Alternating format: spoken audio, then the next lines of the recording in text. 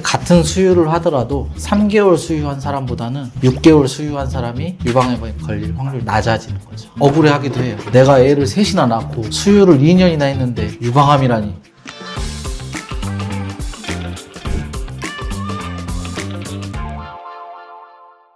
안녕하세요. 저는 외과 전문의 장성민입니다. 지금 파인 땡큐 앤드유 외과 원장을 맡고 있고 개업하게 된 지 이제 반년 다 돼갑니다. 원래 그러면 외과 교수님이셨던 거예요? 인천 길병원에서 외래 교수 역임했고요. 유방 전문으로 진료하고 있습니다.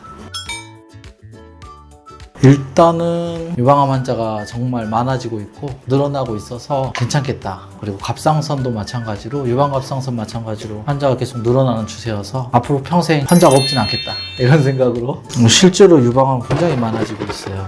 여성 중에 1등은 갑상선암, 2등은 유방암이라고 할 정도로 유방암 굉장히 늘어나고 있고 매해 한 번도 줄어든 적이 없으면서 10년, 20년 이상 계속 증가하고 있는 추세입니다. 어떻게 생각하면 웃기지만 결정적으로 유방갑상선은 힘들지 않아요. 예를 들면 같은 암이라고 하더라도 외과에서 자주 보는 간암, 대장암 이런 암은 수술도 힘들고 치료도 어려워요. 인턴 레지던트 때 간암 수술 들어가면 7, 8시간 서 있어야 되거든요. 너무 오랫동안 못 서 있겠다 이런 생각으로 해서 유방갑상선을 일단 호감을 갖고. 보통 유방 수술하면 몇 시간씩 걸리는데요? 보통은 전절제를 하면 사람마다 다르지만 그래도 2-3시간이면 끝나거든요. 간을 5cm만 잘라도 4-5시간 걸립니다.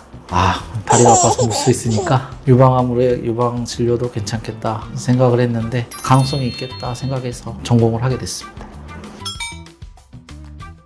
유방암 생기는 이유는 첫 번째로는 유전적인 원인이 있겠죠. 그래서 아무래도 어머니나 할머니가 유방암 있었을 때 유방암 걸리는 환자들이 꽤 있습니다만 요즘에 브라카 검사라고 해서 검사해보면 많이 알 수 있고 안젤리나 졸리가 유전력이 있어서 실제로 유방암에 걸리지 않았는데 양쪽 전절제를 한 걸로 유명하죠. 그런 유전적인 원인이 있고 두 번째는 여성 호르몬 에스트로겐이랑 아무래도 관련이 있는데 에스트로겐에 많이 노출될수록 유관이 증식을 하면서 암에 걸릴 가능성이 높아져요. 반대로 그 관련된 얘기들이 그런 거예요. 수유를 하거나 임신을 하게 되면 여성 호르몬이 노출이 적어지는 기간이 있습니다. 그만큼 유방암에 걸릴 확률이 떨어지는 거고요.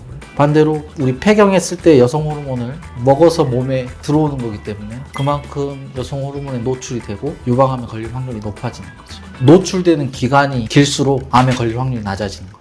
같은 수유를 하더라도 3개월 수유한 사람보다는 6개월 수유한 사람이 유방암에 걸릴 확률이 낮아지는 거죠. 어떤 분들은 억울해하기도 해요. 공부해서 오신 분들은 내가 애를 셋이나 낳고 수유를 2년이나 했는데 유방암이라니 이러면서 오시는 분들이 있어요. 자기는 억울하다고. 70대, 80대는 폐경이 되면 아무래도 여성 호르몬이 떨어지니까 그때 되면 유방암 확률이 확 떨어집니다.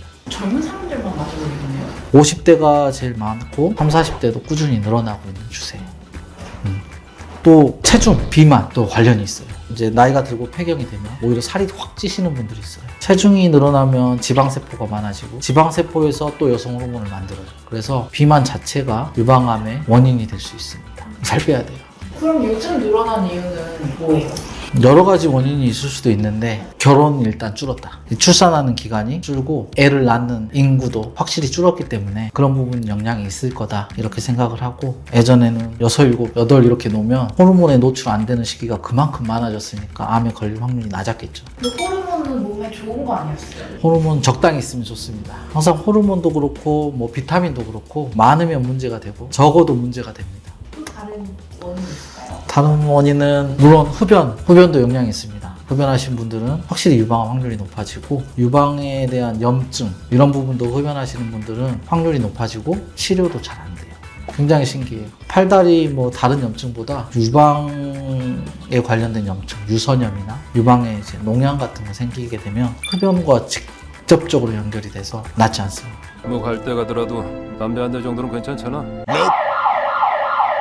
아무리 유방염증을 제가 절개해서 고름을 짜내고 아무리 제가 열심히 소독하고 약 먹고 안 낫는 부분이 있었어요. 되게 안 낫네 라고 생각했는데 당연히 저는 결혼도 하셨고 애도 있고 안 여쭤봤던 건데 물어보니까 하루에 담배를 2갑씩 피신다. 두갑이면 진짜 하루 종일 피는 거거든요. 근데 치료할 때도 담배 냄새가 안 났었거든요. 그래서 이거 줄이자. 치료도 안 되고 나중에 재발도 굉장히 힘들어진다. 이렇게 얘기했던 적이 있습니다. 웃으면서. 흡연 말고도 또 영향이 있는 이유가 있을까요? 음주도 영향이 있습니다. 뭐 하루에 두세 잔씩 술을 먹으면 유방암 확률이 1.5에서 2배씩 늘어난다. 이런 논문도 있고 뭐 몇 배에 대한 얘기는 논문보다 워낙 다양하니까 안주를 많이 드시면 비만이 되면서 여성 호르몬 노출이 많이 되는 영향도 있지 않을까 이런 생각도 듭니다. 네. 음주도 확실하게 영향이 있습니다.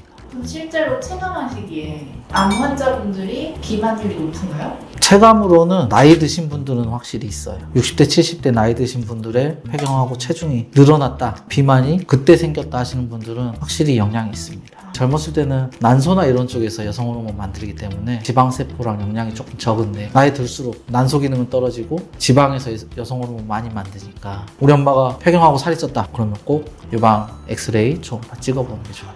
스트레스나 수면 관련해서 혹시 얘기해 주실 수 있을까요? 수면은 딱 유방암 관련해서라기보다는 유방 통증 관련해서는 수면과 카페인이 가장 영향이 큰 것 같아요. 유방 통증을 일으키는 게 암으로 인한 통증은 오히려 적거든요. 검사를 해보면 아파서 오시는 분들이 제일 많지만 실제로 혹이 없는 분들이 대부분이에요. 오히려 유방암은 초반에는 통증이 없는 질환이라서 통증이 있다 그러면 잠 못 잤냐, 최근에 수면 장애가 있었냐, 카페인을 많이 좋아하시냐 그러면 대부분 예스 하세요. 확실히 연관이 있어요. 면역력이랑 관련이 있기 때문에 유방도 혈액순환처럼 림파선 순환이 잘 돼야 돼요. 림파선 순환이 잘 안 되고 붓는 느낌이 오면 통증이 같이 와요. 그럼 그거가 유방암인지 의심돼서 오시는 분들은? 그렇죠. 대부분은 이제 통증이나 붓는 느낌이다, 좀 딱딱해졌다 이런 증상으로 오시는 분들이 제일 많아요. 검사해보면 암은 아니겠죠. 그러니까 덜컥 통증이 있다고 다 유방암은 아니라는 거네요. 그렇죠. 오히려 유방암 초기에는 통증이 없어요. 유방에는 혹이 커지고 만져질 정도가 되면 그때야 당기는 느낌과 통증이 와요. 암 자체가 아프지는 않거든요. 기생충처럼 내 몸을 깎아 먹으면서 살아가는 거죠. 그래서 자기도 통증을 바로 느끼게 해주면 자기가 바로 죽겠죠. 물론 전문의 생각은 아니고 제 개인적인 소설 같은 생각인데 그 드라마에 있었어요. 암세포도 세포인데 불쌍한 맞아요. 오로라 공주는 오로라 맞아요, 공주. 맞아요. 맞아요. 암세포도 생명이에요. 생각이 비슷하게 보면 아니요. 그렇죠. 생명 기생충. 제가 죽여야 되는 기생충이에요.